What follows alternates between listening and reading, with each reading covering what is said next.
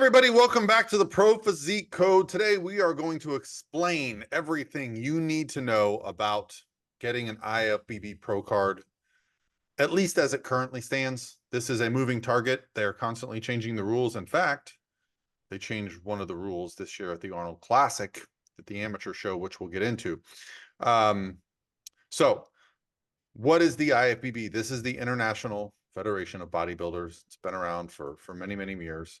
And getting a pro card with the IFBB for many years was damn near impossible. I don't know if you guys remember. There used to be one pro card a year given out, and that was at NPC Nationals. And that was in bodybuilding. Wow. That was it, right? So, you know, I don't know the exact, you know, you'd have to really get into a conversation with one like J.M. Mannion. He knows the history of the sport so well. I've always told him he needs to write a book. John Hansen, who's on our team, would probably be really good at that too, because he's been around for a long time. But, you know, so getting a pro card when I was growing up, that wasn't even a thing. Like, there were guys that like never got pro cards that were amazing bodybuilders, right? In fact, if you won like the overall title at Nationals, you were the next Jay Cutler. You were the next Lee Haney. Like, those were the overall winners of that show. So, but around 2009, 2010, they added a couple new divisions, men's physique and bikini.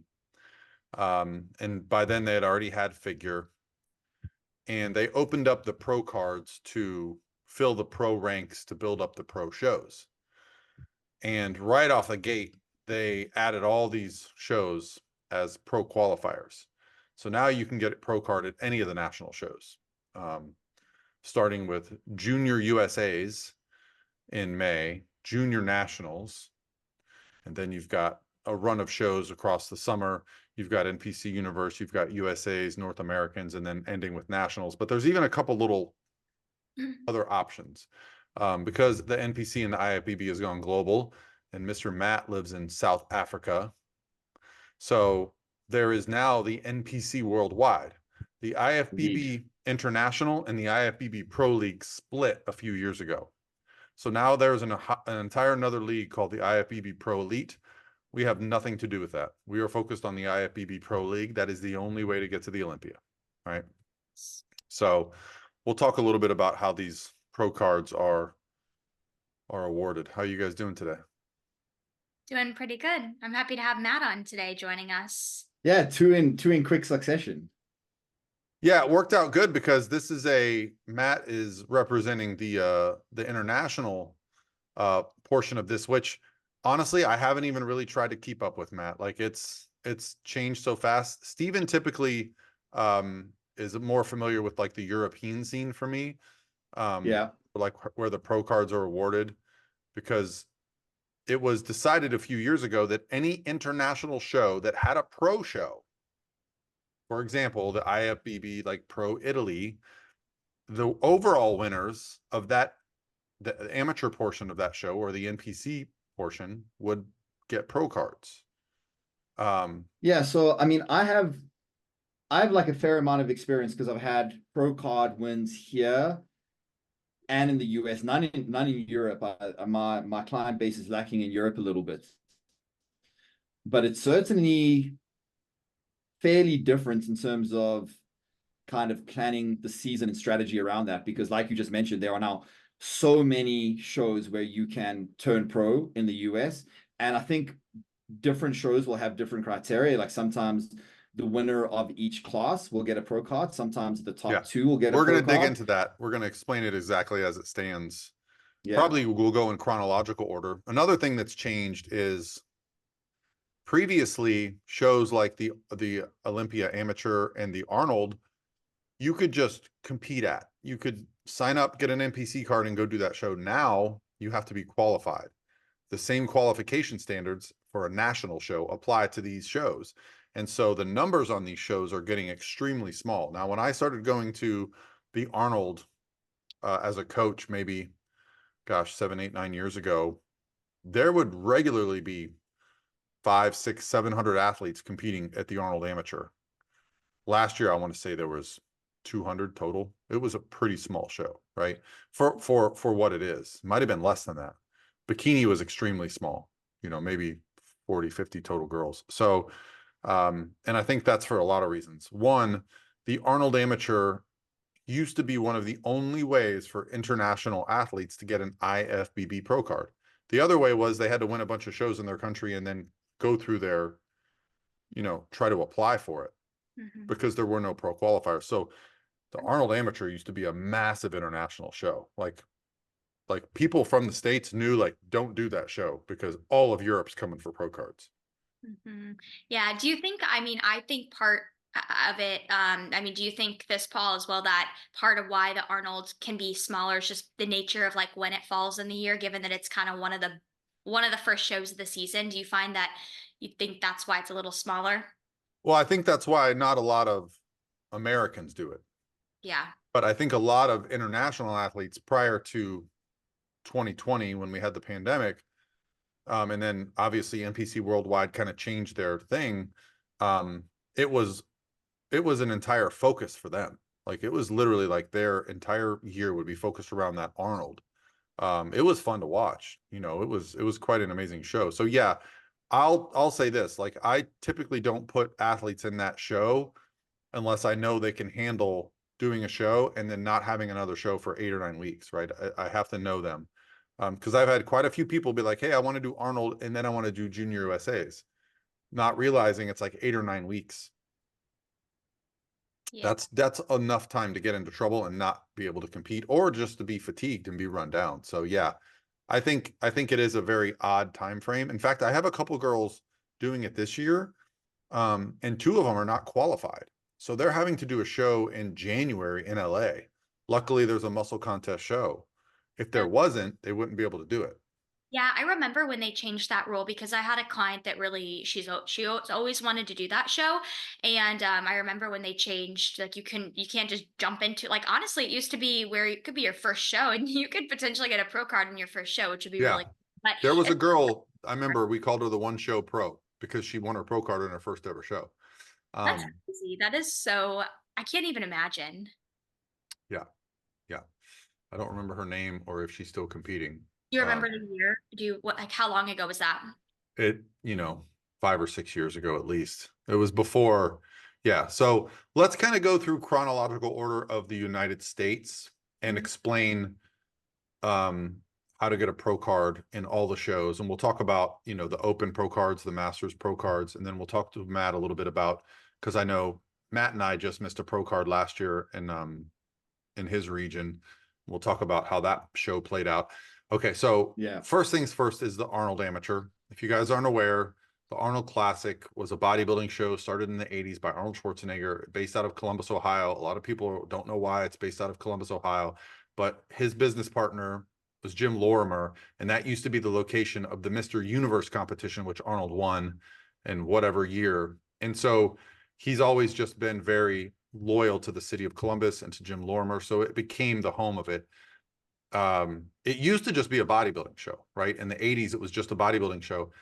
It transitioned into a fitness event where they have, I don't know if it's hundreds of events, but it's not just bodybuilding. They have, Steven competed in the mixed martial arts tournament, the jiu-jitsu tournament. They have, I've coached powerlifters there. They have strongman, weightlifting. About the slapping competition. One year they had the professional slapping.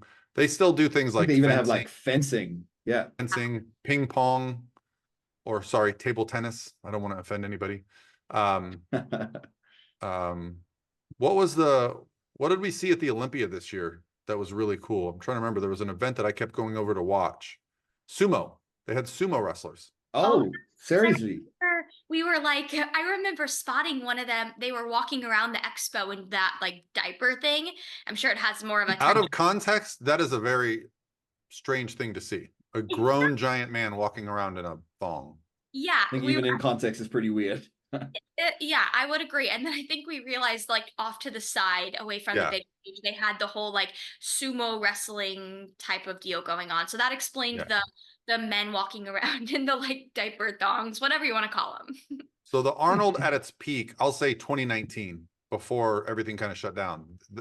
Going to that was literally, it was stressful. It was so packed and so big. I feel like every single person in the world that's into fitness was there for some event. Strongman, you know, the Arnold strongman title was one of the biggest strongman titles. The world's strongest men would be there. I mean, it's just, you know, and then you obviously had all the bodybuilding stuff going on, all the booths. I remember, I mean, that was the first time I met my first coach, Lane Norton. I was like, went to the Arnold to Ohio to see him. He's like, I'm going to be here. I was like, cool, I'm going to come see you. So, you know, to the point where now, like, we usually are at a booth or have a booth, you know, so it's come a long way, but, now the Arnold has shrunk, to a much more manageable size. It's still a great event, but it's not like it was. I mean, there were years where, like, when Arnold walked through, you couldn't move for about an hour. Like, you would just be stuck in one spot. And historically, the bikini competition was on like Tuesday, right? So you'd have Tuesday, you'd have the bikini, all the girls, and then Wednesday would all the men would compete. Then Thursday would be kind of a nothing day. You set up the booth. Friday, Saturday, Sunday is the expo. Well, I'm very happy to report that they've changed that, perhaps because of the size of the show. But this year, the amateur Arnold, the women go on Friday. I could not be more excited. That makes, yeah, that I'm excited about that too, because I have a girl competing, and it's a lot easier for Oh coaches. my gosh. Well, it's also going to be nice to be able to go watch the competition, because the way they run that show, it's the judging's very quick. You know, they judge, they do prejudging and finals all together. That is, yeah. And Well, that's fairly unusual. yeah, didn't you say last year, Paul? I know I wasn't at the amateur. Oh no, I wasn't at the Arnold last year, but wasn't it either last year or the year before that? Like the Arnold amateur portion was like super quick and pretty small too. Small, it was small last year too. I mean, Class A last year had like 4 girls in it. Yeah.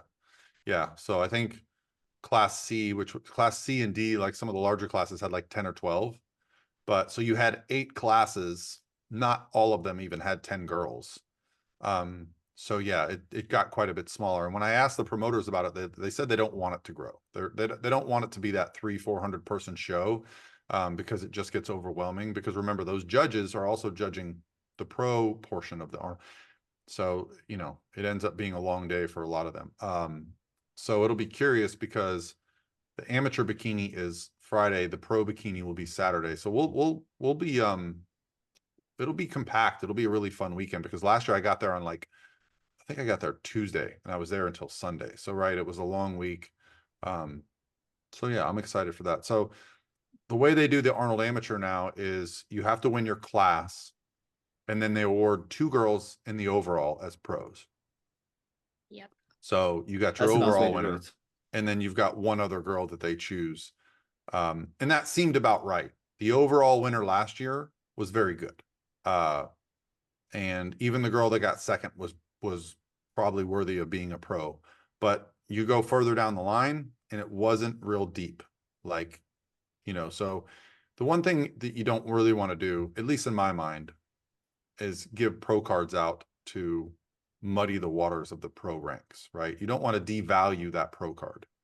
You want it to be people that are worthy. And I'll say this, like, even at like a general, like pretty good NPC show, there's going to be a girl there that's probably ready to be a pro. Like, there's always that one girl that everyone looks at backstage and goes, damn. Like at the Clash, I think we were all at the Clash in Orlando, and we all saw that girl there, you know. I know who you're talking She won the about. overall at the Clash, then she won the overall at the Amateur Olympia, then she went to her pro debut and got 4th at the Atlantic Coast, beating Romina Basualdo. You know, she made a name for herself, you know. But I remember seeing her backstage being like, damn. Yeah. Yeah. And Really I think loved it's her. important to note too. So Paul said the top 2 overall for open bikini win their pro card at the Arnold, but there is no masters like specific No, divisions. And we'll talk a they little. do a Masters division, 35. It's 35 and over. They do it for, I believe. That's right. But no, yeah, no like They pro don't give a pro card, but I mean, certainly a good 35-year-old, even 40-year-old, or even older could win the overall there, and get a pro card. I've had Masters Giving me competitors win hope. their open class at a national show. So that starts the year. Now it's kind of a risk, because if you're going all in to get your pro card at the Arnold and you miss it, you've got to go into maintenance mode and come back later in the season, because it's March like 2nd. Yeah, you're so right, Paul. I mean, it is really important if you're going to put an athlete in that show to kind of know the athlete, because you've got just a big kind of like gap and a limbo phase in between the next national show being Junior USA's. So if, if it's, I would say it'd be a risky show to do as like a newer competitor. But if you're seasoned, if you've done this a lot and you know that you can handle that kind of big phase in between, it's, potentially a smart idea. Yeah. Yeah. I'll have a couple there. I have a couple girls that were just on the national stage that I feel are close and they'll benefit from a little extra time, a little more time to cook, as the kids say these days. Um, so that's in the United States, that is the first opportunity to turn pro, is the Arnold Amateur. Now, there is a cool benefit to winning the Arnold Amateur. As the overall winner, you are invited to compete the next year in the Arnold Pro, which, as everybody knows, is an invitation only show. This year, they only selected 12 competitors in bikini, so 11 plus the overall winner from last year. Her name's Rhoda Ali. So she's getting to compete at the Arnold, which, based on her resume, I don't think she would even have been allowed to apply, because you have to have a top 3 just to apply. Maybe she did get a top 3 this year. She did have some first call outs I saw. But just to apply for the Arnold, you have to have a top 3. And if you look at the list of people on that list, they've all won a pro show, except for her. So it's a great lineup. Pretty cool honor to get into that lineup. And so kudos to Rhoda for winning that and getting into that show. I met her at the Amateur Olympia about 2 years ago. Sweet girl. So yeah, that's one of the cool benefits. It's like a little shortcut. Really cool. Yeah, that's it's the Arnold, the pro bikini portion. I feel like it's very prestigious just because invitation only. Yeah. I'm really excited, and I'm sure you guys are too, to see Angelica's return this year to stage, since she'll be at the Arnold competing first time since she's had 2 babies. That's going to be, I'm excited for that. Well, it's also a lot of people, and this is something I've noticed as I've coached pro bikini for a few years now. There are some shows that have a little more publicity. So for example, if you wait to compete to say like the Clash, there's probably going to be 30 to 40 girls at that show. So there's a lot of stuff going on, but at the Arnold, it's only 12. So everybody gets a look, everyone gets seen, everyone, and they only have a couple pro divisions now at the Arnold. They got rid of figure. I think they got rid of fitness. So, you get a lot of attention, which there's a lot of value there if you're a competitor building a name for yourself. So, and the cool thing is this year, 1, 2, 3 in the world are not competing at the Arnold. So it's wide open. Nobody going to the Arnold that I'm aware of is currently qualified for the Olympia. So it's going to be people trying to get qualified, right? Because only the top 3 at the Olympia are qualified. Yeah. It's 4, 5, and 6. So even like Laura Lee, well, Issa, I guess, technically is already qualified because she's won the Olympia, but 4, 5, and 6 were literally 4, 5, and 6 at the Olympia. So they'll be battling it out for that qualification, and then whoever gets it, all the other girls got to keep going.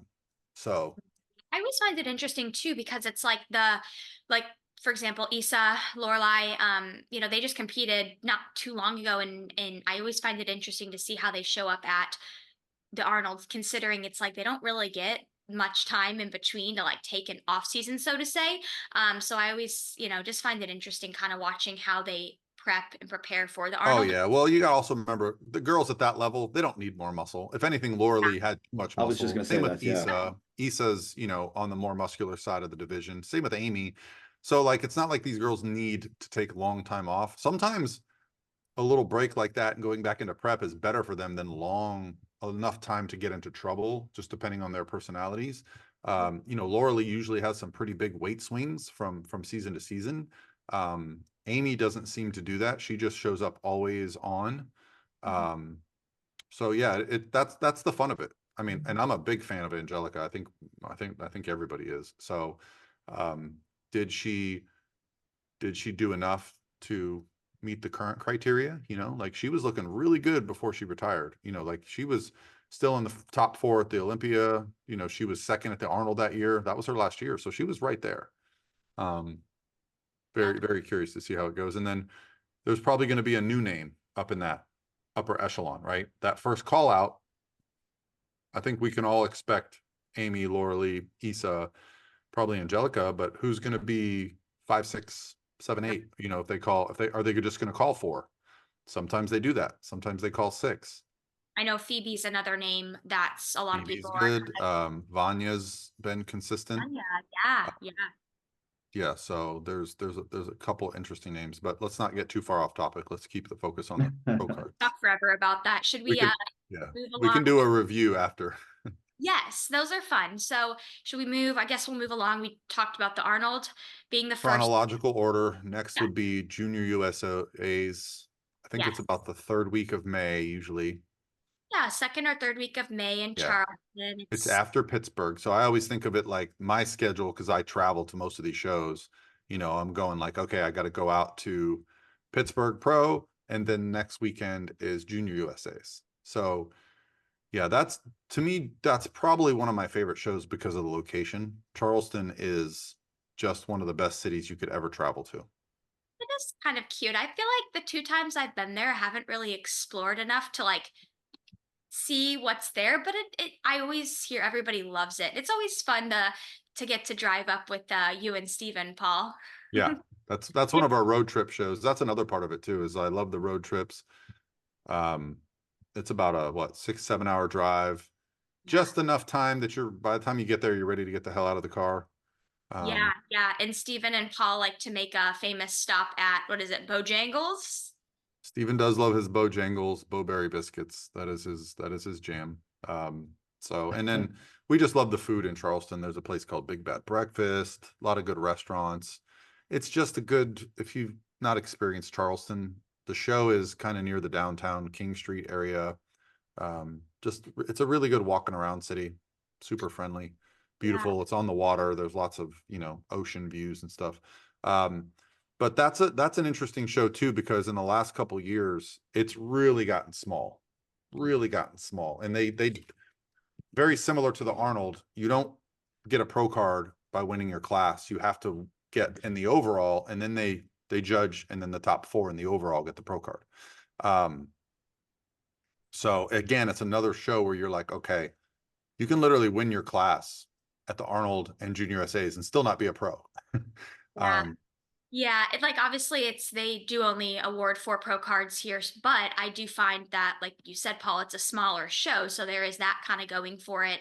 I mean, if you just look at the classes from last year, they were, I mean, gosh, wasn't there a class with only 5 girls at Junior USAs? I think yes, class B. Yeah, the classes just tend to be a lot smaller, but with that, they do give out less pro cards, so that is part of it. And there is no masters at this show either, like no masters pro cards. No. Yeah, but do you find now? I will say, I think at Junior USA is now. I'm not 100% certain, but I think they still give out. They give out 2 pro cards in the classic physique division, so top 2 in each class. So for that show, it gets a lot more men at that show than women. Okay. Yeah. Yeah, I mean, I feel like this show, the person I always think of who stands out to me with winning their pro card at this show and then like doing really, really well on the pro scene was the show I know Jordan Brannon went pro at 2 years ago. I think. She went pro. She didn't even win the overall. Now the girl that won the overall, it's fantastic. I've seen her compete a few times. She has not like won a show, but structurally, shape wise, she's fantastic. She was really on that day, and I haven't seen her match that look as a pro. Maybe she has. I just haven't seen it. What is her name? Oh gosh, it's gonna escape me. She's from Southern Alabama. I'm gonna want to research her now. I know. I could look it up right now. Yeah, I would know it if you said it. You can let me know later. Yeah, so I actually did some stats on some of the shows. Total number of competitors. I think I just did USAs, so we'll talk about that when I get there. But I've just noticed the trend in competitors just really dropping. Her name is it's Alice. Oh, was it? Oh, yeah. Alice Roca. Yeah. Alice Roca. That's it. Yeah. So yeah, I've seen her compete as a pro, and let me tell you, that girl ever puts it all together, she's going to the Olympia. She's got the tools. I haven't seen her like that day I remember very specifically, like, wow, when she came out, you know, she was just on it. Well, I don't think it was even close in the overall. It was like her and everyone else. But I haven't seen her match that. And I could be wrong. She may have had a show where she looked great. I don't see every show, but I'm trying to remember. I want to say she competed earlier this year, being 2023. I think she competed a few times in the last show I she think did. she did like Charlotte. I was at a show she was at last year, and that's when I remember seeing her and being like, wow, her shape is just too good. No, she placed, I think, pretty decent this year. I think her feedback was she just needed to, she was starting to become a little She's a too taller girl. She's fat. definitely one like class F or G or H. She's a tall girl, Mhm. which, you know, there's a benefit to that. If you have the muscle, you stand out. Like if you're tall like a Laura Lee or an Ari and you have the muscle, great. But if you're taller like an Anne Marie and you haven't quite, you know, developed, you got to take a little time to do that. But once you do, you have the shape and the muscle and the height. I think, you know, it's an advantage. But Yeah, yeah, I just checked. She was class G, so she is tall. Yeah. yeah. So yeah, there you go. So G is 5'6". So that's the same class that Ari won at. I'd be curious to know her weight when she turned pro. But yeah. So, you know, and again, it's another good opportunity for, like, you do a show like Junior USA, say you win the overall, you can hop right in a pro show right after that. You know, it's head judged by Sandy. Tyler doesn't go to Junior USA's. So you're getting a judge, you're getting like Mo, Joe Pishkula, you're getting like, you know, some of the other good pro judges from the Southern region.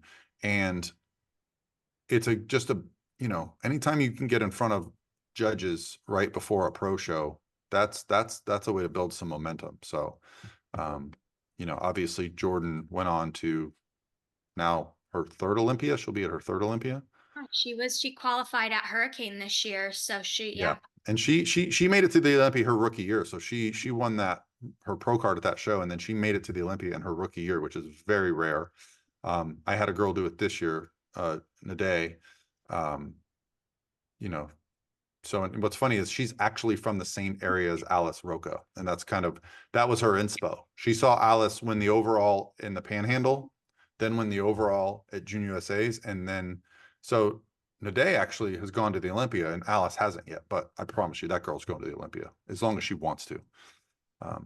So that starts off the year, and that's in the middle of May. Mhm. And then the shows pick up from there. Yeah. Because the next one is Junior Nationals, where every class winner gets a pro card. And this year they've added an exciting twist. Yeah, Something that they do, Matt, a lot at the shows that you see in Europe, where you can win your pro card and then compete as a pro. Oh yeah, yeah. They do not do that in the States. Oh, so this is a new thing there. Yes. Okay, that's interesting. To my knowledge, this is the first of its kind. It is definitely the first national show to add a pro element, because our national shows are typically so big. I don't think that they would ever want to do that. But I think, you know, if you look at like Junior USA's, a couple of years ago, you probably had 200 to 300 girls doing the show, bikini alone. Last year, you probably and now had what would you anticipate? Oh, less. 80, maybe 80 to why 80. Why would that be though? I have my theories. One of my theories is that they give out too many pro cards. I did the math, and it was somewhere around 150 bikini pro cards a year in the United States. So you're taking 150 girls that could potentially be fighting for a shot at that, and they don't compete anymore in the amateurs because they've got their pro card and they retire, or they've got their pro card and they're obviously not doing NPC anymore. Yeah, I don't know. You know, it could just be an ebb and flow. We could have just seen a downtick in competing, and it could come back up. I will say this year, at the end of the year, the Nationals in Texas was the biggest show of the year at 220 bikini. I think it was 216 to be exact. But so, like, you know, I ran some statistics on the national shows the last couple of years, and it was a big drop off this year, because I was like shocked at some of the numbers. Like, when you go to a national show and there's not even 2 call outs, you're like, what's going on? There's literally 5 girls in a class at a national show. That's shocking. Do you feel like the drop off in number is correlating with an increase in the standard? Or do you feel like generally the standard is approximately the same and it's just a decrease in numbers? No, I don't think it's an increase in the standard. I think bikini is still the entry level division for the sport. I just think it ebbs and flows. I just think there's, there's periods where more people are into the sport and then some people aren't as into it. I feel like it's starting to be an uptick in interest, at least in women. But we'll see. The men last year came out the woodworks. All the men's divisions were bigger last year. Men's physique, classic physique, even bodybuilding was bigger. The women's divisions really shrunk. Figure is disappearing. Wellness is probably stealing a little bit from bikini, so that might be why a little bit of the bikini numbers are down. I was thinking of that as well. And even bikini was down at the beginning of the year. I mean, I even had some of the promoters asking me what I thought, why the numbers were down, like at NPC shows, regional shows. So, and again, Junior Nationals is another show where even though they give out a pro card in every class, it gets a little bit larger. You know, you're typically seeing 15 to 20 per class, but it wasn't the mass monster that it used to be. My first couple of years going to Junior Nationals, you know, the first year I remember going there with like a good group of competitors was like, you know, Lauren Dannemiller that one year, you know, 2017, and she was in first call outs. And, you know, the next year I had like Natalie Matthews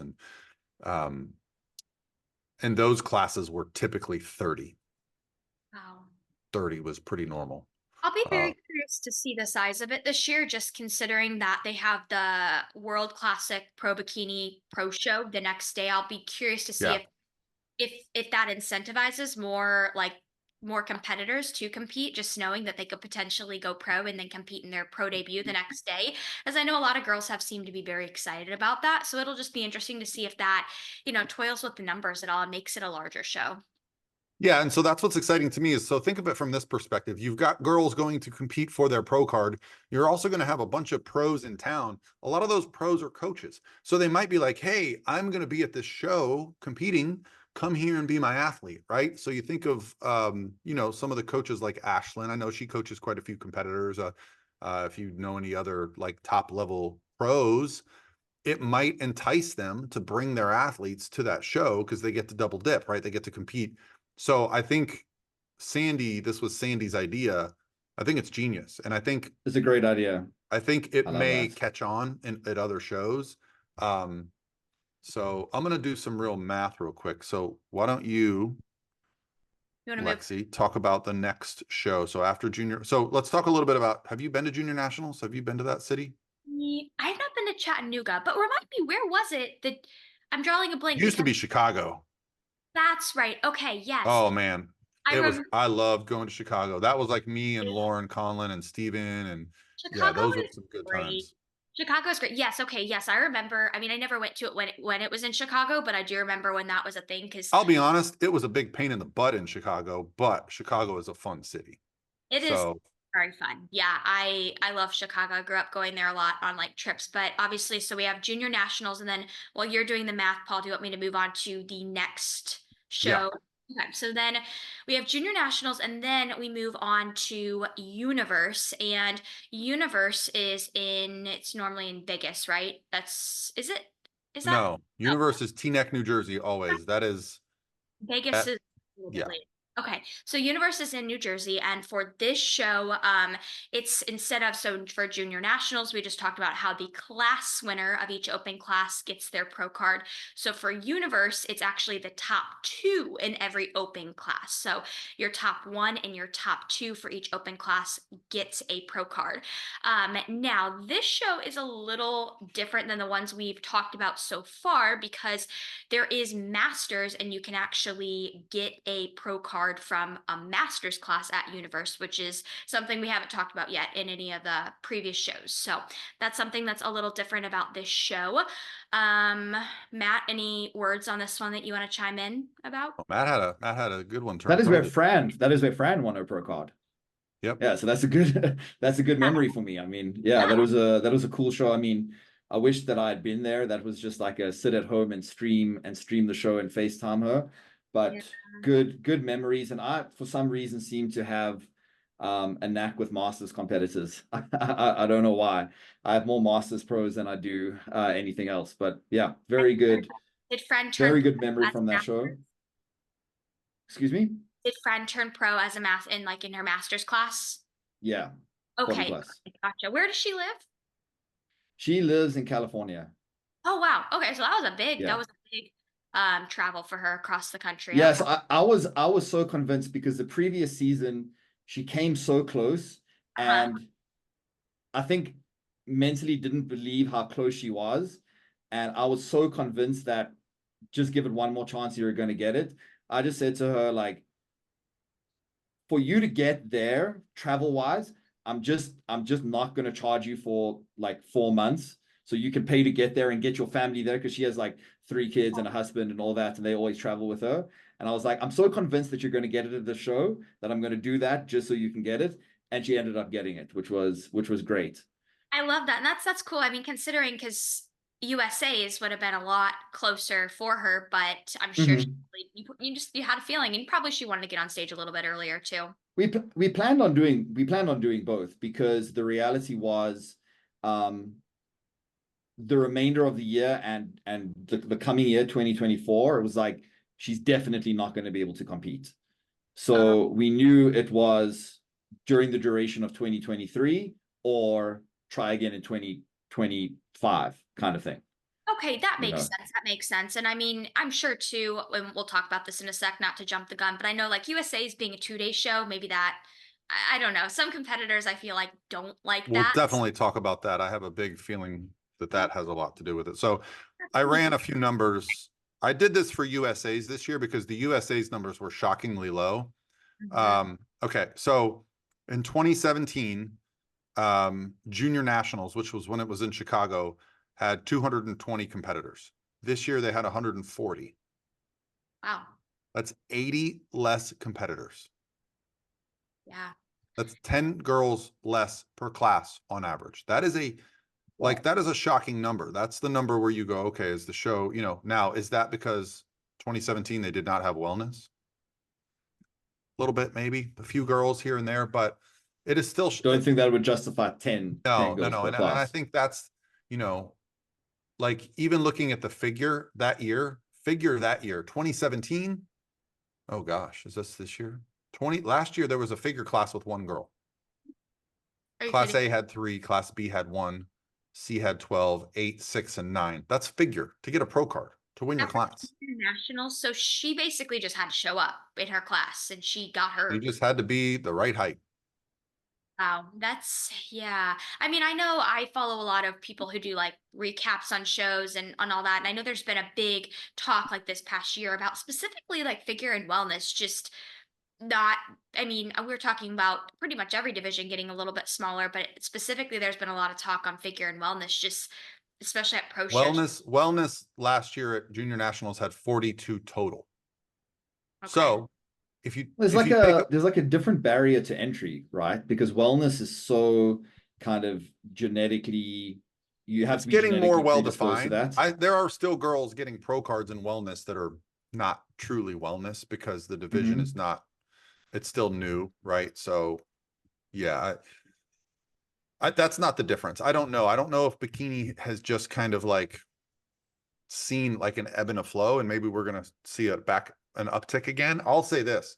I've never been busier. I think our company has never been busier with inquiries for bikini competitors.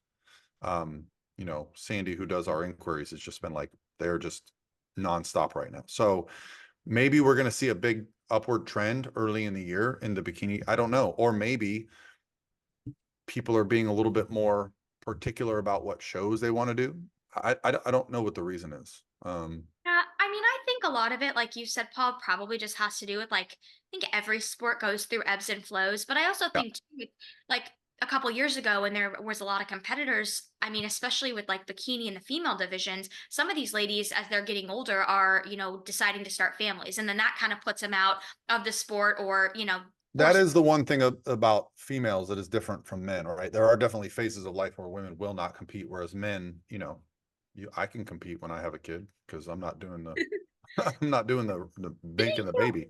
Didn't you like didn't you compete like right when Jace was born, like right around his due date too? Like it was like the week before or something like that? Or you No, were, I wouldn't do anything that wild. I was probably in prep. Um, yeah. okay. I was probably in prep and I did a show later. I remember when Jace was born was Junior Nationals. No, it was Junior USA's and I missed it. It was when Natalie and Chrissy were there. So I missed that one. Um, Got it. Got it. so let's talk a little bit about Universe is the first show where they offer the Masters Pro card. And a lot of people will say, well, how do you get qualified? It's a little bit tricky. You just have to do a show. So to qualify for the Open, you have to place top 2. To qualify for the Masters, you just need to apply and do a show. You can place last and you're qualified for a Masters division. So that's not always clear. Some people will be like, Coach, I didn't qualify. And I'm like, no, you're qualified. If you're over 35 and you're doing you just have to do a show. Doesn't mean you necessarily should go there if you're getting a terrible placing as a Masters. But so, and then the Masters division. So at Universe, the Open bikini, it's top 2 in each class get a pro card. That's the first show of the year where it's double pro cards. And I'll say this, last year at Universe, the Open divisions were very small, very, very small. Now, it was a bit deceiving because the classes were big because Masters was massive. So maybe this is our first clue as to why these shows are getting smaller. Masters divisions are increasing in size and NPC are shrinking. It could be the cost prohibitive nature of competing because Yeah. Masters competitors are typically That going to makes be a a lot little of more sense. financially stable. They're going to Mhm. have the resources to do what they want to do. You know, NPC bikini competitors that are considering going to a national show that costs $375 just to enter. Now you're adding makeup, you're adding travel. Do you really want to go? Do you want to spend $1,200 unless you're dead certain you're getting your pro card? Yeah. That's a great point. Like the finances, because I was actually having this discussion with somebody the other day about the pros, how like masters pros usually have to actually pay for entry, and they had this theory that was just because masters typically a little bit older, a little bit more financially stable, that's why it was. I don't think that theory is true, but it makes sense in this kind of situation why the masters division is so big because I mean, yeah, these shows are expensive, especially. I mean, I think it's not only the entry for the show is a lot more expensive than a regional show, but most people are going to have to travel for these shows, these national shows, unless it's, you get the convenience of it being in your backyard, but then you add in plane tickets, you add in the hotel, which is typically not going to be, cheap either. Like that, it adds up. It's a big financial commitment. Yep. Yep. And a lot of the, That the makes a funny lot thing of is sense. the Masters competitors they'll do the 45, the 40, and the 35, right? Yeah. So they'll spend a little bit more coin, get a couple more opportunities. Yeah. So that's really the first show of the year where the numbers get a little nutty. I mean, backstage at NPC Universe, it's not the biggest backstage area. I literally feel like a bull in a china shop back there. I get my coaches pass and I'm back there, but I'm like, I try not to stay back there because I just feel like I'm in the way. They line the girls up really early. There's a lot of yelling and stress back there. So you got to really, I feel like my job is just to keep the tensions low because it feels like it's very rushed and then it gets really slow. Especially as they get into like the 40 and the 35 bikini, those classes, they're 20 to 30 large. I usually say it's about a minute per competitor. So if you've got 8 classes of 35 and over bikini with 30 girls each, you're looking at 2.5, 3 hours for that. Mm. And they'll be like, bikini A, get glazed. And they're on bikini 35A. And I'm like, no, sit your butt down. You're fine. So yeah, the universe is, it's a must do for a show if you're a Masters competitor in my mind, because it's the first opportunity of the year and it's quickly followed up by 2 weeks later is Masters Nationals. So those 2 shows, as a competitor, as a coach, I like to keep those shows bunched together. So you'll see a lot of the Masters competitors coming out doing shows in June, then they'll do the July and August national shows. Yeah, and now Teaneck, New Jersey is also right near Manhattan, so I think that's attractive. You can go spend a day in New York City. I did that the first couple times I went there, not so much anymore. Um, it's a it's a big show. I think we got 4 pro cards at that show last year. Historically, that's probably where I've won my most pro cards. I probably won 20 or 30 pro cards just at Universe. It's just like, because it's chock full of, you know, you've got the Masters divisions, the Open divisions. I've had like men's physique guys turn pro there. So it's a fun show to do. It's not the most friendly environment, and it's not the most, you know, as much as I love like going to Charleston, Teaneck, New Jersey is not the city that you're like, yay, I get to go to Teaneck, right? The show is kind of like on an island. It's got these twin hotels right next to each other. So you're there for the show. You can go into Teaneck. There's a couple of restaurants and bars and stuff, but mostly I think most people are going into Manhattan. There's also a really cool mall there, like the Mall of America or something. Yeah. So Cool. So we have Universe, and then you touched on after that is Masters Nationals, where there is no yeah. out, obviously. Yeah, that's the first show of the year that is only for the Masters competitors, which is 35 and over. And that's another show where it's win your class. You have to win your class for every age category. And I mean, they've been going up to like 60, 55, 50, 45, 40, 35. Yeah, I still think that 35, it just always to me seems It's so not, yeah. considered masters. Like even though I'm still, I mean, much younger than that, I would not ever consider a 35-year-old masters, but Well, and I I mean, feel like a honestly, Masters competitor, and I'm 36. I feel very much like a Masters competitor. eh, My knees tell me I'm a Masters competitor. Okay. oh, you don't look like one though. We'll put it that way. Thank you. well, and I think Masters especially Nationals is where Josh turned pro. your men's physique, or he's classic. Classic physique, yeah. Josh Okay, I Egan. thought it was North Americans, but okay, it was that one. Okay. Yeah, he's awesome. So when's he competing? That's what I want to know. Oh, okay. All right. I think he just, he had like years and years and years of chasing that pro card and competing 2-3 times every year. And I think he's a little fatigued from that. So taking some time off, I think will be a good thing. Yeah, absolutely. So the Masters Nationals is also nice because they've added a pro show to that weekend, the Pro World Championships. Now you got to check because they're always moving these things around. But last year, I believe it was Sunday, they added a Pro World Championship, the IFBB Pro Pittsburgh World Championships. They've since added every other year a Masters Olympia. So now there are these stepping stones for the Masters competitors. Prior to that, there was not a lot for them to accomplish. So now you can go, you know, to Pittsburgh and compete as a pro. And also, if you get your pro card that weekend, you can compete on Sunday in the pro show. So I know a lot of girls do that.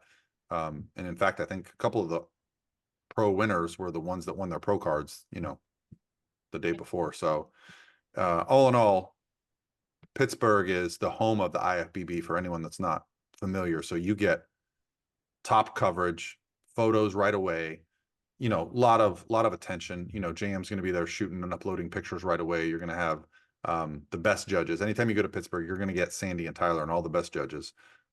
So yeah, that's the first purely Masters show of the year. That's 2 weeks after. So July 3rd or 4th is usually right around Universe. So you're looking at like July like 17th or 18th for Masters. And then USA's. So this is where I want to have an interesting conversation because this is where I noticed a big difference this year. So USA's was one of my favorite shows for a few years. It's in Vegas, right? Everybody loves Vegas. It's one of the most prestigious shows, right? USA Championships. It's got that panache to it. Like, you know, you win your pro card there, you're doing something. But this last year, you know, for a couple of years now, they've made it a 2-day show. Yeah, I mean, as a competitor, that's very like I mean, personal preference, especially as a girl who has to pay for hair, makeup, the tan, like that is expensive to pay for 2 days. And plus, I don't know. I think a lot of competitors, it's really hard to go on stage one day, hold your peak, and then go on stage the next day, right? And do it all over again. That Like is tough. that's really tough. It's already, I mean, tough enough when you are compete at a show early in the morning and have to wait all afternoon to go back on stage, right? So adding in an even, bigger barrier being a whole day in between, I think that's really tough for a lot of competitors to kind of fathom wanting to do. Yeah, and I'm not saying you shouldn't do the show. I've had a lot of pro cards at that show. It's again, it's only open, right? So you only have to deal with open competitors. It is top 2 in every class. Yeah. So top 2, so there's 16 open pro cards. But let me give you some stats, guys. Let me give you some stats. In 2018, in bikini, they had 252 competitors. Last year, 132. Yep. Almost a 50% drop. That's crazy. That's a big drop. That's a big drop. See, I could see if you had a competitor who was like, it was in their backyard, right? Like that would, oh yeah, then maybe Well, so it is the only West Coast pro qualifier. So usually you get a lot of the girls from the West Coast coming out. So bikini numbers on the West Coast were way down this year, right? As far as like even the NPC shows, I would look at, because sometimes I'll go on NPC News Online and I'll see like the show. I had a couple girls win overalls out there. So I wanted to go see like the numbers, classes of like 4, 8, 10, like, so then like, okay, well, there was only 8 in each class. Only 2 are qualified for nationals. yeah. What are the numbers at nationals going to look like? Now, granted, you can get nationally qualified, and I think it's good for 2 years. So you've got girls that might just be like showing up just for that one show. But typically, you can see the momentum of the season based on the early season numbers. And last year, the numbers were not good. And I noticed at Universe, a lot of people weren't talking about this, but the way they do NPC Universe, if you come out, so the way they do the prejudging, if you come out as a masters competitor, if you come out in the 40 or the 35 class, when you go out for, let's say, open class D, they bring all the masters girls out first in groups. Bang, bang. Then they bring the open girls. I noticed there was a couple classes at Universe that there was maybe only 8 or 10 girls that were only in open. So I immediately thought, man, USA's might be small. It's only a few weeks from now. But then I thought, okay, but you're going to get all the girls from the West Coast going. Yeah. So, yeah, I had one competitor do a USA's last year. One. I recommended more people to do Universe or wait and do North Americans. Yeah. So yeah, I'll be curious to see how this year plays out, if they've changed the schedule. I also noticed that the host hotel for USA's last year was really expensive. And I think, so maybe, we're talking about this trend of like fees. Yeah. 22-year-old girls don't have $1,500 to spend on a show, most cases. Yeah. Yeah. I'll be very curious to see if they eventually do drop the 2-day, scenario. Cause that's a lot to just expect. Well, we'll get to nationals and how they did it this year, which is, I think, the way to do it, because nationals used to be 2 days for women. It's not anymore. So USA's very prestigious show, only West Coast, 2 pro cards per class. So, and here's what I typically notice. Like a show will be small one year, and then everyone will be like, ooh, that was small. I'm going to do it next year. Right. And then it backfires on them. And then they're like, oh crap, everyone, I wasn't the only one thinking that way. So USA's is the last weekend of July, like July 30th, usually right around there. So then you've got about a month till the first week of September. September 1st, 2nd, 3rd is usually right around where North Americans is. Yeah, back in Pittsburgh. Back in Pittsburgh, generally the largest national show of the year. It combines the Masters with the Open. Now, the difference being only the class winners get their pro card versus 2 at USA's. For a brief period last year, they announced top 2 were going to get their pro cards, but then they rescinded that. And I think it was because of the numbers were lower. I don't know why. When I talked to the promoter, he said, I don't have a reason. They just told me it's only 1 now, because it was actually on their website. That makes sense, because I thought I was going crazy last year. I was like, why are they not rewarding the top 2 in each class for their pro card? I'm like, I could have sworn they announced that earlier on. They announced it and then they rescinded it. So yeah, it did have an impact a little bit there. So again, that's actually the show where Daraja got her pro card. She won her class in class B and then won the overall. And then she went on to win 2 pro shows that year. So I think, it can be a great jumping off point. You're in Pittsburgh, you're getting judged by all the Pittsburgh judges. It's just a great, I don't know. I love the Pittsburgh shows. They feel like pro bodybuilding. Isn't that Yeah. show also generally a little bit larger because you can compete there as an international Yeah, competitor? so it's called North Americans because it's open to anybody from North America. So, and I even think it's kind of open beyond that. They've kind of loosened the rules around who can compete in a national show. Years ago, it was literally you had to be a US citizen, not a green card holder. I believe now they're letting green card holders that are residents compete. But obviously that's the one that's open to Canadians. And Canada does not have a ton of options for pro cards. They have a much smaller window. They obviously have a much smaller population, but so you'll see a big contingent of Canadians come to that show. Yeah, so that's also why the numbers are probably higher there, but it's massive. It's a long day. I think last year we got off stage pre-judging around 5 or 6 p.m. Now, they've started doing this where if it takes that long for prejudging at finals, they're not even doing routines. They're just bringing all the competitors on stage, saying their name, and then they're having the top 5 walk out, hit a front pose, and go to the diagonal and giving out awards. So even though finals didn't start till 6 or 6:30, I think we were done by 9. So yeah. And then Sandy stayed and gave everybody feedback. She went back into like the pump up room and there was a line. So she's amazing, obviously. So So then after North Americans, we have the Olympia Amateur. well, there's actually a little sneaky one in there. I probably shouldn't give away my secrets, but you're forgetting about the Ben Weider. Oh, is that for the that wasn't before the Olympia this year, was it? Or am I Oh, you're right. It was it's previously, but they moved the Olympia this year. yeah, so I guess it depends when the Olympia is. So it's either Ben Yeah, the Weider. Olympia this year was November 4th. Yeah. Okay, And so yeah, the amateur Olympia this year, and that's top 2 in the overall, correct?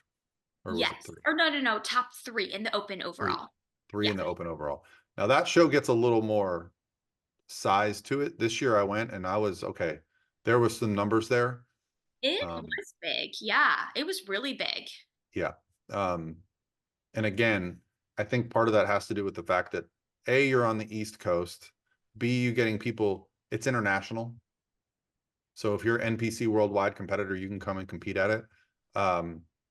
It's also just cool because people are coming to the Olympia. I think, it's a good city to travel to. They do a great job with that show too. They do the straight through judging.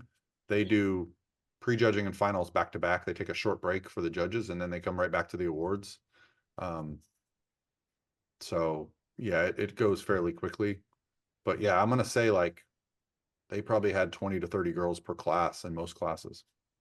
Yeah, I remember seeing it this year, and I mean, even the girls in like second, like there were the actual call outs, like we were talking at the beginning for each class. And I mean, even the girls in second call outs looked for the most part really damn good. So big numbers this year. Yeah, so that was definitely deserving. And like I said, the girl that won the overall there, she went on to win the overall, or she went on to place 4th at her pro debut against multiple Olympians. She placed 4th behind Ari, who won it. Jasmine Gonzalez got 2nd. Yulia, who was just at the Olympia, got 3rd. She got 4th. And for blanking on the girl that got 5th, but Romina got 6th. So she did something there, right? So she was a competitor. Now, I also paid attention. There was a girl at that show that looked really good. She went on to the Ben Weider and won the overall at the Ben Weider. A girl at the Olympia Amateur went on. Okay. She was in the same class as the girl that won the overall. Oh, wow. Okay. Yep. Okay. Yeah. So no, I mean, now we can segue into talking about Ben Weider because this year it came after Olympia, but this year it'll actually come before the Olympia Amateur, correct? I don't know. I don't know. They moved the Olympia up a couple more weeks. Is it back in October now? Yes, it's back in October this year. And then I have to double check because they definitely have put out the Ben Weider dates for 2024, but their Olympia and Ben Weider tend to just fall very close together. Yeah. Yeah. It's a good little circuit you can do. And I'll say this, the Olympia Amateur, although it was a very heavily like attended show, the depth wasn't insane. So if you were good, you were going to get noticed there. If you're in condition and have a good physique, you're going to get noticed there. There's some national Were there shows. a lot of international competitors? Oh yeah. Yeah. Yeah. Definitely quite a few people backstage speaking not English. Okay. And again, it's also open to Canadians, right? So it's open to Mhm. people from South America, Mexico, you know, Brazil. The girl that won the overall was from the Dominican Republic, right? So they don't, Yeah. a lot of these people that are kind of adjacent to the United States but don't have a lot of opportunities to turn pro, these are the shows they target. So if you live in the States and you want to win one of these shows, you better bring it, because, you know, that's, for some people, it's their Olympia. They're all in on that thing. Yeah. So I just double checked too. So this year, the Olympia is in October, and then Ben Weider is on November 14th/15th this year. So it will come Okay. after. Yeah. Okay, perfect. Yeah, I'm hoping they get the Olympia all the way back to September, you know, to give that big break between Olympia and the Arnold. Yeah. Yeah. So the Ben Weider, now for those that aren't familiar, it's drug tested, drug free. I think the rule is 3 years, Yes. drug free. So don't be an asshole. If you've been on drugs or you've been using something, just don't do it. There's one show a year you can't do. Just don't do it. And it's only 2 pro cards: the Open overall winner and the Masters overall winner get pro cards. And sometimes that's the same person. So last year, Brittany Schulman won both of those pro cards. So it's a tough one to get your pro card at, because you got to win. And that's where Lana got her pro card at too. So it's a good opportunity for competitors that are in prep in a good spot. Becky Clausen is the head judge. Now, one year they actually allowed the competitors that turn pro to compete as pros. That's going to be my next question. This year they did not. This year they did the pro show first, meaning they couldn't do it. Because didn't your client, didn't Brittany do that 2 years with? Yeah, when she won her pro card, they said, "Do you want to compete?" And I remember she called me. She was like, "Should I do it?" I'm like, "Why the hell wouldn't you? You're literally in shape." And she got first call outs at her pro I debut. remember that. Yeah. Yeah, that's cool. And then she came back a year later and won the damn pro show. So she's going to the Olympia from that show. So, you know, that can be a great kicking off point. I remember the girl that won it the year before. Gosh, what was her name? Insane physique. Maya Gordon. Man. Oh, yes, Maya. Yes. Yeah. I mean, Yeah. that girl, I didn't see her this year compete. Maybe she took the year off, but she's got shape, muscle, the whole thing. Yeah. So I was actually nervous she was going to be there, because I'm like, you know, you're watching all these competitors compete, and I'm like, okay, I've got a couple girls that I think can win this show, but if Maya Gordon shows up, it's going to be tough. Didn't Anne Marie get second to Maya? Was that the year? Anne Marie got second. Lana got like 4th. So yeah, I'll have a bunch of girls target that show every year. My girls that want to stay natural, it's a great show to target. Yeah. So, and then that pretty much winds up the year, and then we end with nationals. Yes, well, right before there is Masters USA's, but yeah, Masters USA's is a weird one. I did have a girl this year, one girl at the show. She did win her class, which normally would be a pro card, but Masters USA, you have to win the overall for your height class or for your age category. Yep. So, but I will say the numbers were very small, very small. Is it also isn't that another West Coast one? Yeah, I think that one was actually, if it wasn't in Vegas, it might have been in California. I think, yeah, I want to say it was in like Anaheim. Maybe don't quote me. I think it's in Anaheim. Yep. Yeah. It's a muscle contest show, so definitely West Coast. So it's another good one. But it's one of those things, like, if you're going to do the shows in the summer, do you want to, you know, but again, Masters competitors tend to be a little bit more established in their life. They don't have these huge swings, at least I notice. Yeah, and I mean, I feel like if you want to be a good athlete, you kind of also, you have to, at that Masters level, avoid the huge weight swings just from a skin elasticity standpoint too. Yep. So I feel like that's why you'll see a lot of them staying a little bit leaner, and plus a lot of them at that point have the muscle density and have the amount of muscle that they need. It's kind of just a matter of fine tuning. Yep. Yep. So Sandy, who won her class, we're already planning to reverse her and build her and do like the Universe Masters Nationals run. I'm quite certain she'll get it. She won her class, a very tough class. just didn't get the overall. So yeah, that's another one. So they give out one pro card for the age categories. So Yeah. probably like 50, 45, 40, and 35. Yeah. And then moving on to our grand finale, NPC Nationals being, well, it wasn't too long ago. What was it, 2 weeks ago? So Yeah, and that's been the biggest change with them moving that from Florida all the way to Texas, which I actually, as bummed as I was, I didn't love it in Orlando. I loved it in Miami. I don't know, it just, it's one of those things, it's the nostalgia of it. Like going to Chicago for junior nationals was fun, going to Vegas for USAs, going to Miami for nationals. So when they moved it to Orlando, that's like my backyard. It just felt like, oh, it's it nationals. just takes away from kind of the, I don't know, the value or the experience. It was kind of how I felt. Maybe you felt the same way, Paul, with like the Olympia being in Orlando this year. It was nice because it was convenient, but it just didn't feel like. Oh yeah. No, I was very happy that the year we had to go to Vegas, that was because Daraja had done 2 Olympias, both in Orlando. So for her to get to go there, and she did the Arnold the year that there was no attendance, right? So she hadn't experienced like that big show feel. Now, the show was still big, the Olympia, but going to Vegas was, you know, completely different. That theater, that Chris Angel Theater, Matt, you went with me to the Yeah. prejudging. Yeah, like that theater was Yeah, that amazing. was awesome. That was big. That was a great experience. So going back to Vegas, yeah, it's gonna be awesome this year. And so going to Texas, which is now, I've been informed, I'm not an official person, but I was told NPC, there's more NPC cards in Texas than any other state now. Yeah, that's what I heard, but I think I heard that from you. So You heard it from me, which don't put a lot of stock in that. But if you've been to a show in Texas, you would be like, hell yeah. I mean, it makes Makes sense. sense. But Yeah. also, I mean, I don't know if this has anything to do with it.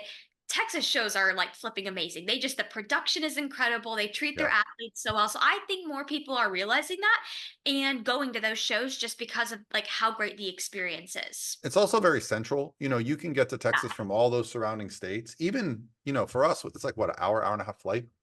yeah, like 2 hours. There's a lot of direct flights. Bless you. It's easy for pretty much everybody to get to. So, and Yep. I heard it was amazing this year. Yeah. So this year was, they had it in Irving, Las Colinas area, where that was where the Raja won the Texas Pro 2 years ago. Great venue. So the host hotel is right next to the venue.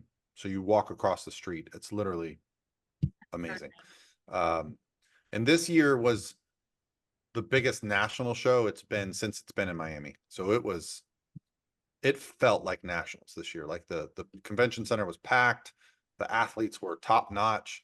Bikini was back up over 200, 216, 220 athletes, whatever it was. Like, classes were 25 to 30 deep. You were talking about 3, 4 call outs for most of the classes, which you're like, okay, starting to feel like the good old days, back when we had 250 in the bikini. So you get 2 pro cards, and two people deserve a pro card when there's 30, 40 girls in a class, right? That's 100%. Yeah, For sure. two pro cards or I'm sorry, 2 pro cards for each top 2 of each open class. Yeah, so 16 bikini pros walk away in Texas. But again, this is one of those situations where when we talk about why the numbers might be down for NPC bikini, I mean, that's 16 girls that'll never come back to the NPC. Whereas if they just gave it out to the overall winner, the top 4, even the class winners, you're going to have 8 girls that are now like, oh, okay, I just got second. I'm coming out for junior USAs. I'm excited.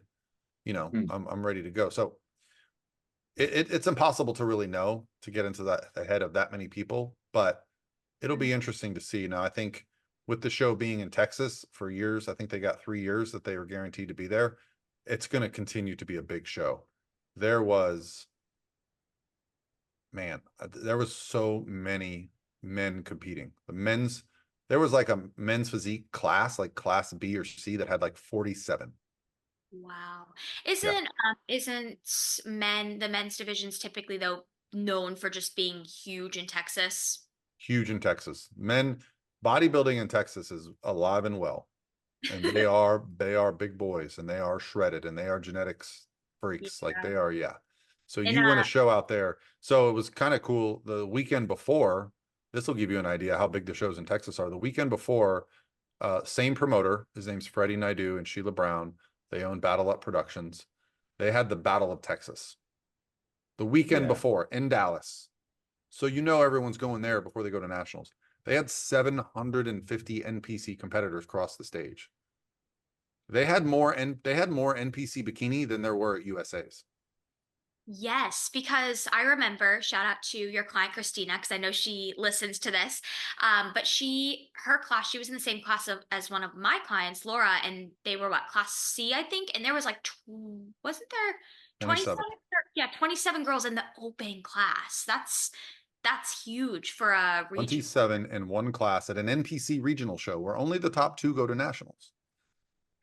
Massive. So there you go. So, and then actually Christina won class C. She had won the novice overall. She won class C. Tiffany got second in class C. And I'll tell you how impressive that is in a second. Oh. Christina goes on to win the overall of the show, goes to nationals the next week. Because they only did 6 classes at the Battle of Texas, so there was only 6 instead of 8, Tiffany and Christina got separated at nationals. So Tiffany was actually in C still. Christina moved up to class D. They both won their class at nationals. Yeah, that was so cool. And I mean, it just goes to show when like that huge Texas show the week before, it was so huge, but typically the people that are winning those types of shows go on to a national level show and do really, really well. So yeah. And I mean, that's, the head judge was Bernadette, and I got feedback from her. And, so the nice thing is like these judges are the judges on the national panels when you have these big shows. So you're getting great feedback. You're going into a national show, with momentum and confidence. For Christina, I know it was a big confidence builder because she had done, before I found her, she had competed in like wellness early in the year and got her butt kicked and was just not confident. But when I saw her, when I met her in person in Dallas earlier in the year, I was like, holy crap, this girl is something. But she didn't see that yet. And then I think going to nationals, that gave her a big boost of confidence. And then obviously she wins her pro card, so now she's really confident. So, but yeah, so that's that national show felt like nationals to me, right? So there's just that feeling of like, we're here to do something. Now, unfortunately, I did get sick. I got food poisoning while I was there, so I didn't get to enjoy the day of the show at all. I basically went over to watch the show in just agony, just trying to survive it. I didn't even realize that. You did a good job at I mean, yeah, I mean, I'm not one to share my misery. I don't want anyone worrying about me. I told my athletes, I was like, hey guys, here's the situation. So, and the nice thing is I was at the host hotel and I was able to go over, and come back as I needed to rest. And I felt a little better by finals, but I didn't go out to eat with anybody. I just went home, went to bed after finals. And that was the show where prejudging for bikini did not end until 3 or 4, maybe 5 o'clock. And they were done with finals by like 8:30. They did not do routines. And I don't think anyone cares. Because if you're doing your routine at prejudging, at finals, I don't know that you care to do it.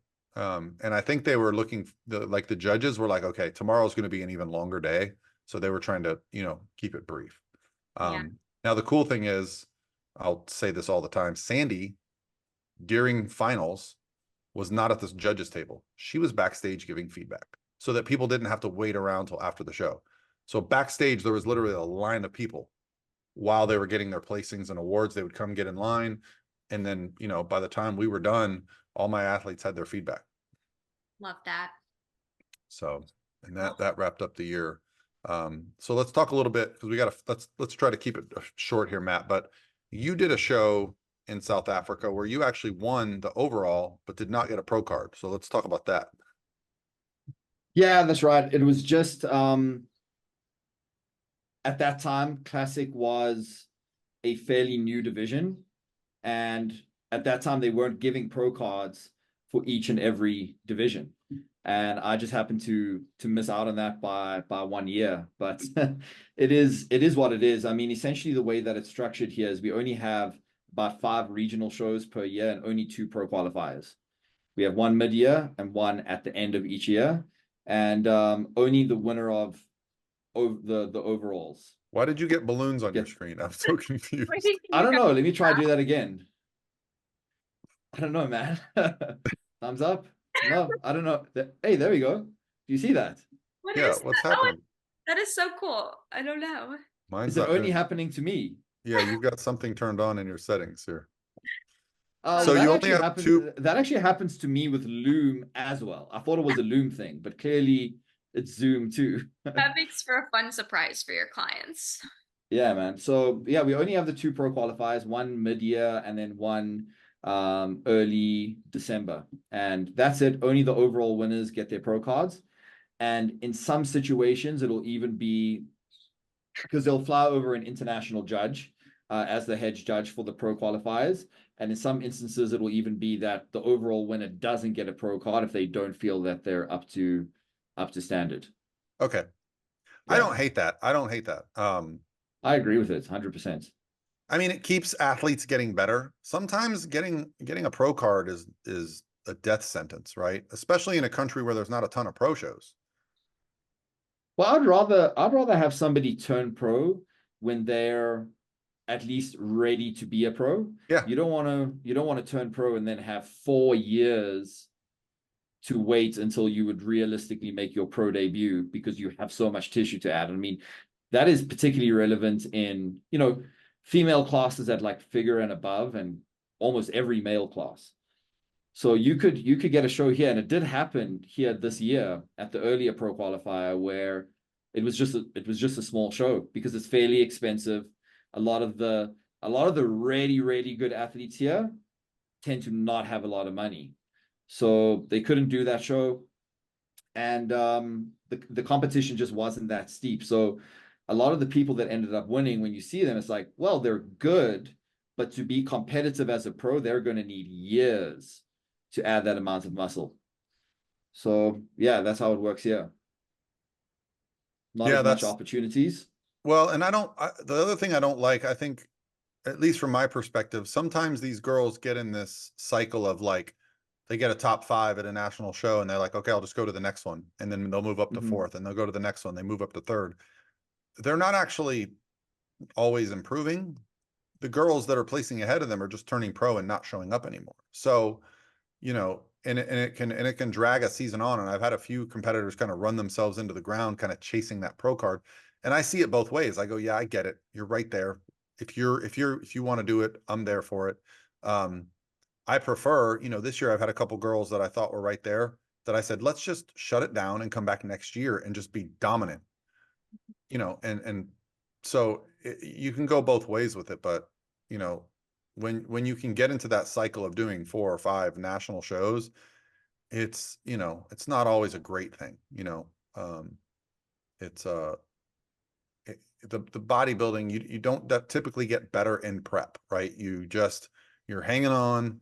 You might get, let's say you're really conditioned, you might get a little bit fuller at the next show because you can eat more or whatever, but like, yeah, you're not making significant improvements between shows, especially if your feedback is to grow a little bit.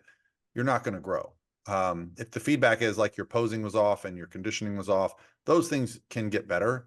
So those I'll be more inclined. But yeah, I don't, I really respect the competitors that go, you know what? I just got 3rd. I just had a girl from Nationals reach out to me and she got 3rd. And she's like, no, I want to take the whole year off. I'm like, sweet. We are going to dominate in 2025. Right. So, a whole year building to grow, to come back. That's someone that's going to be really good in the sport. We talked about those coaching green flags. Yep. That was one of the big ones, that delayed gratification. Yeah. So if you have not watched our last podcast about, the green flags or traits of successful competitors, then yeah. Yeah, definitely tune into that one. I've been getting some good feedback too from my clients, some of your clients, Paul. I think that was a good one. Yeah. So as far as pro cards worldwide, the best thing you can do is look up the pro shows in your area. I know there's a lot of amateur Olympias around the world now that have pro qualifiers attached to them, but you got to be careful because they did add the stipulation that you have to be qualified.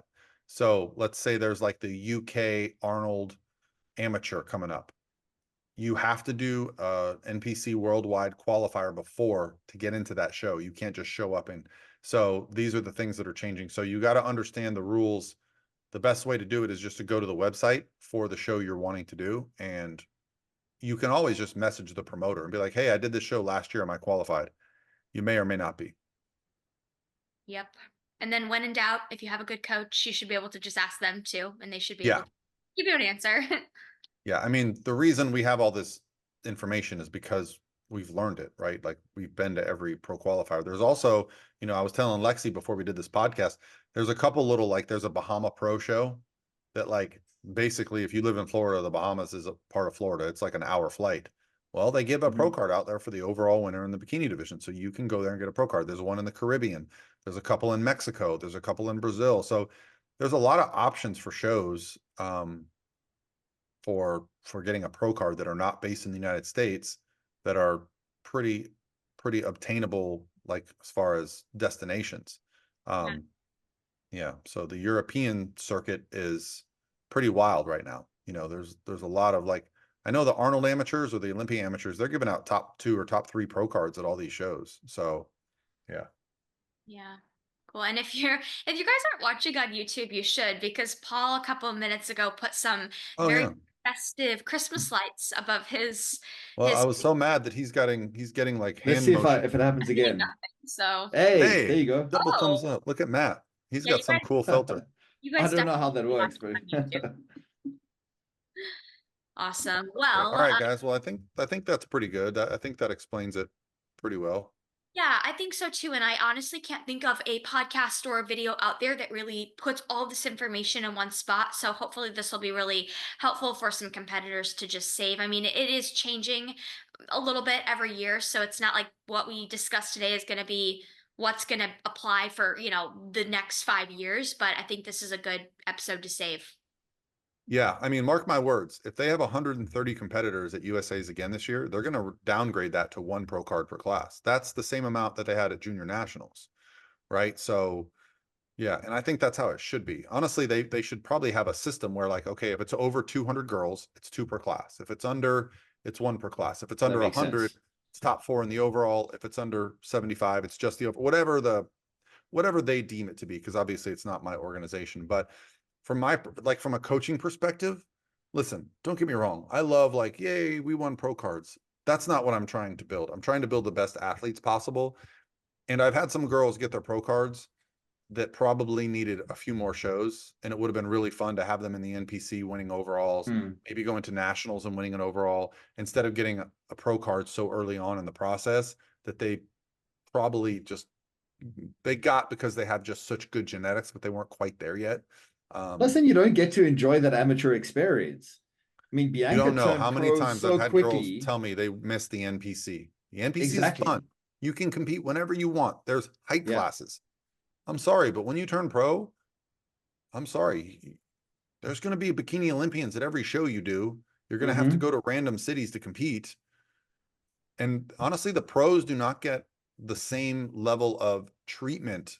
A lot of times I'll go to a pro show and they'll do the pros after the NPC. There's nobody in the arena. The only people left are like the boyfriends, husbands, and coaches. Whereas the NPC show, you've got the crowds, and some of the shows are, like the Tim Gardner shows, they put the pros before the NPC at finals, so they have a big crowd.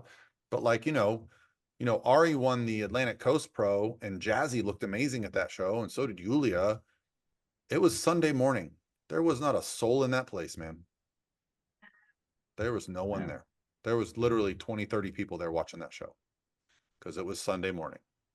But that's pro bikini. That's pro competition. You compete when you're told and where you're told. NPC, it's fun. It's really fun. So yeah. Exactly. You want to enjoy the journey of getting there. All right, guys. Yes. Let's rock and roll. Awesome. And don't And forget to Thanks, check guys. out Command the Stage. I forgot to talk about it again. no, it's okay, Paul, because I thought about it at the beginning, but guess what? We have a whole little blurb before this episode even started, like a Oh, Oh, okay. right there. Yes. there We'll we talk go. about it more though at the beginning of the new year. All right. Well, I think next podcast, our job, Lexi, is to figure out how to get some of these cool effects happening. Agree. I agree. And another That didn't happen that time. watch us on YouTube. Give us a thumbs up, drop a comment if you're watching on YouTube. We appreciate that. I want to go to San Francisco. What do you think? Oh Maybe my the God. beach? I love, oh yeah, that's more my stuff. Wait, Look- now tell me this doesn't feel like a Corona commercial. I need a Corona. Gosh, Paul, that is too funny, especially with the beach and those Christmas lights. Those two together, that's funny. That's Corona. Yes. All right, guys. Have a good rest of your day. Bye, guys. Bye, guys.